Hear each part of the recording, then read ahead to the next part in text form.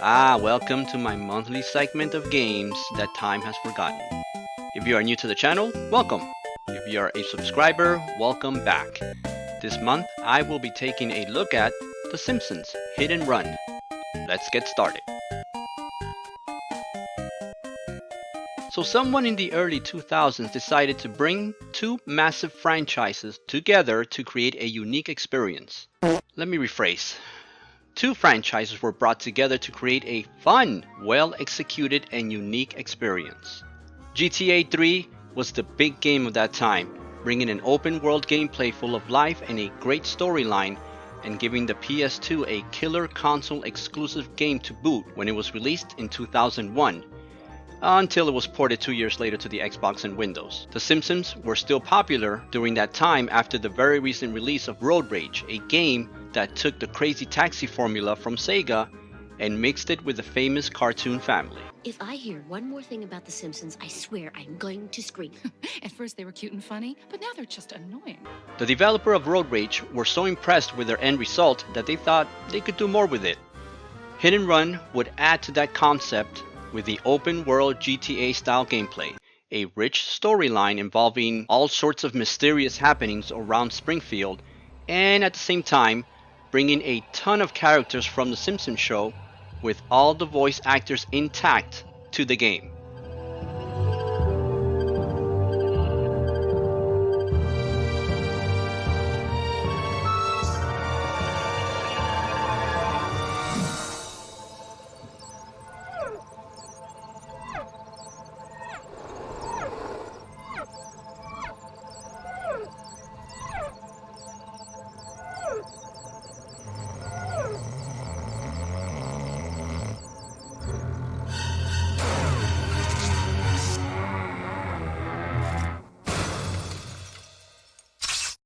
The game was developed by Radical and released to all three major consoles in 2003. It was a huge success across all platforms. The game is separated into 7 levels and 3 overall maps. You get to play as Homer, Marge, Lisa, and Bart, obviously not Maggie, and Apu being the only character outside of the family that you get to control on some of the missions. Folder is empty. To rob me is one thing, but I never expected you to lie. Dude, relax, okay? I've got the info you need. I just need help with a little more community service.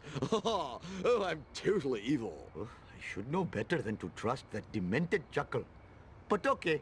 The 3 different maps showcase a good portion of Springfield. Each map is littered with not only characters from the show, and even other lesser-known locations, such as the trailer park, home of Cletus, and even Springfield's football stadium, which we rarely see on the show.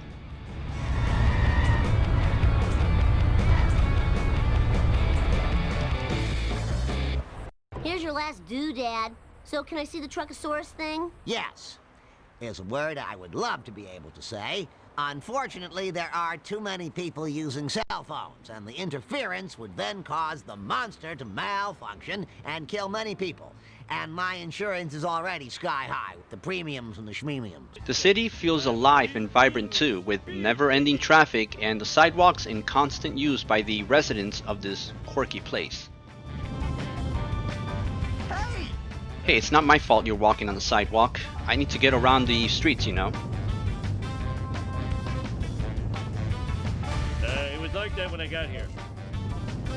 Remember when Marge complained about the big potholes that they needed to fix over at Main Street? Many of us have destroyed it by leaving winter chains on our tires and carrying too much weight. Woohoo! Look at that pavement fly! And those potholes are becoming a real nuisance. Oh. Yep, they were all there too. It's that detailed, it's that good. Fans of the show will have fun not only frolicking around town, but every so often catching a glimpse or two of an Easter egg. The developers took their time in bringing life to the famous city. Or is it a town? I don't remember now. Which at one time had its streets paved in gold. Ha! The way people act around here, you'd think the streets were paved with gold. They are.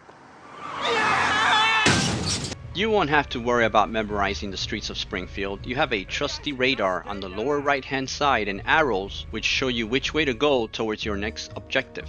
It does help to memorize certain shortcuts though in the maps. This will certainly help you out when you are trying to complete a mission or are just trying to beat another car to a certain part of the map. Really must learn how to drive.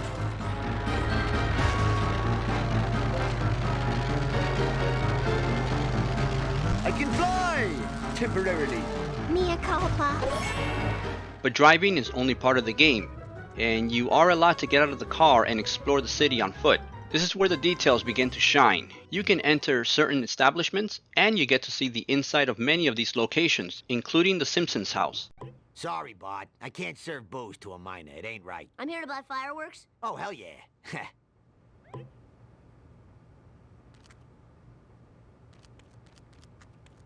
Little throwbacks to the show are to be found in these places as well. I need to find my stupid brother. Have you seen him? Yes, can't talk now. I must get the last copy of the new Itchy and Scratchy Adventures comic. It's the controversial issue in which they finally kiss. Assist me, and I will aid you with your dilemma. The game's missions are nothing too complicated either. Some missions will have you racing other characters to a location, some will have you collecting specific things, and sometimes you have to take out another car before it reaches its destination. As you progress in the game, you're going to come to find out that you can purchase more vehicles. Some are needed to complete these missions. Sweet. If you ever feel like getting a new set of wheels and you're not picky, just talk to old Gil. He's always got a couple crap boxes to sell. Now these vehicles can be bought by collecting coins that are scattered throughout Springfield. They can be found just lying about or hidden inside crates and even vending machines. While driving around, you can also hit objects and jump through glass billboards to collect small amounts of coins. But be careful as well, because there is a meter around the radar circle at the bottom. If you rammed into enough cars, people, and even property, you're gonna get the police's attention. Now the bumbling Springfield Department of Police are pretty useless for the most part. Time to bag us a cattle rustler. What in God's name are you doing? Isn't this 742 Evergreen Terrace? No, that's next door. So I'm pretty sure they hired some units from out of town to come after you, because they're pretty good at their job. You mean there's more? Unlike the Springfield Police. Once we lose the cops, I'll let you out. Well, I don't think they're gonna be that easy to lose. I mean, these are professional lawmen and...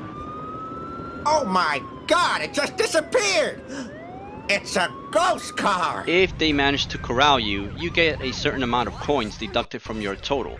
Since you can't really die in the game, point penalties and restarting missions are your only penalties. But if you manage to outrun the police for a specific amount of time, they will eventually back off and go back to their daily routine.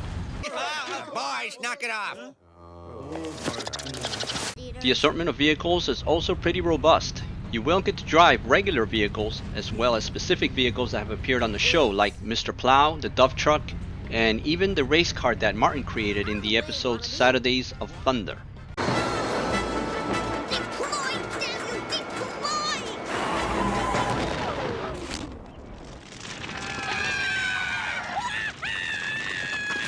Some vehicles are faster than others, and some vehicles are bigger, meaning that they can take more punishment than the smaller ones, but they might be overall slower. The more you progress in the game, the more vehicles you will have access to, provided you have the coins available to buy them. Vehicles get damaged too, and eventually will blow up. Luckily, there are these golden wrenches scattered all over Springfield. You really homerized that car. But don't worry, just sit tight for a few seconds and everything will be as good as new. Also, don't worry if you destroy a favorite vehicle of yours. Just go to the nearest telephone booth and select it again from your collection of cars. There are times in the game where you will need to select your vehicle carefully or just experiment to see which one you will need to finish a mission. But no game is perfect and there are some buggy camera issues from time to time, sure. This is more evident during the times when you find yourself doing platforming missions on foot. It does improve when you are driving vehicles, but it never gets to the point that it prevents you from playing the game or enjoying it. It can get annoying though from time to time. Now the music in the game is pretty much lighthearted and sometimes even funny. And some missions, like the one here where you're hunting down monkeys around Springfield, provide some funny upbeat tunes to go along with them.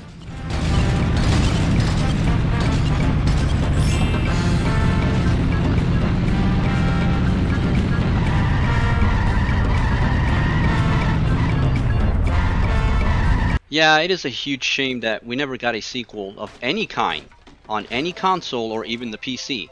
This is not only a unique title, but also happens to be one of the best, if not the best, Simpsons game to date. Frank! Professor Frank! My brother Bart is missing. Have you seen him? Well, let's see now. Bart helped me build a monster and then disappeared in a bright light. It's not even available as a digital game. When it was released, the internet was still young and online gaming websites were still just a concept. You can still buy it on eBay, just be prepared to pay a good amount of money. They're not cheap. They're not expensive, but not cheap. The best part about it is you don't have to be a fan of the GTA franchise to like this game. If you are a Simpsons fan, or if you just like a good solid title overall, this game had it all. You got the voice actors all reprising their roles, tons of characters from the show. Barney, can I borrow the Plow King? Take what you want, sexy leprechaun.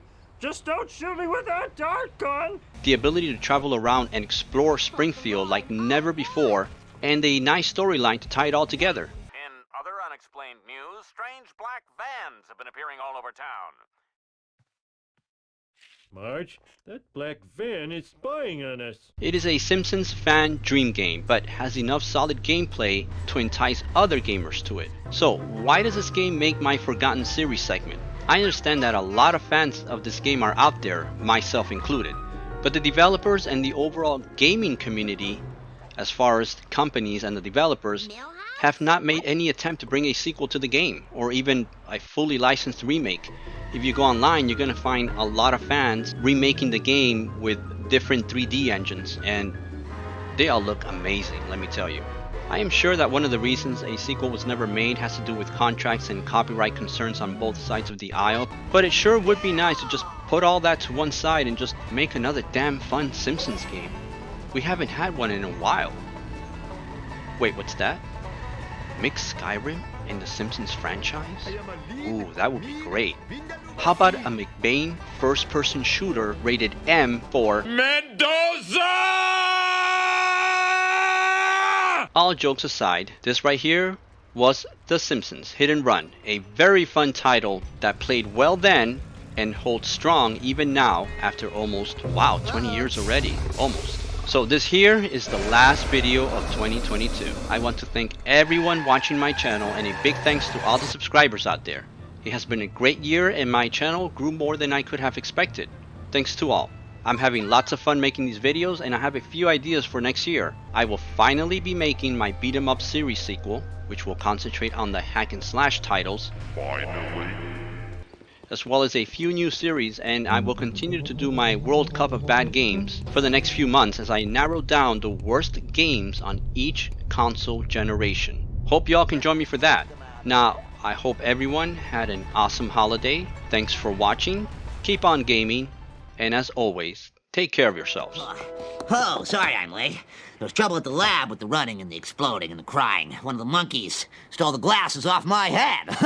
Well, oh, no, wait, please. No, please, I have a funny story. If you listen, I even wrote theme music. There, listen. Hey, hey. Professor Frink will make you laugh, will make you think. He likes to run, and then the thing with the person. Oh, boy. That monkey is going to pay.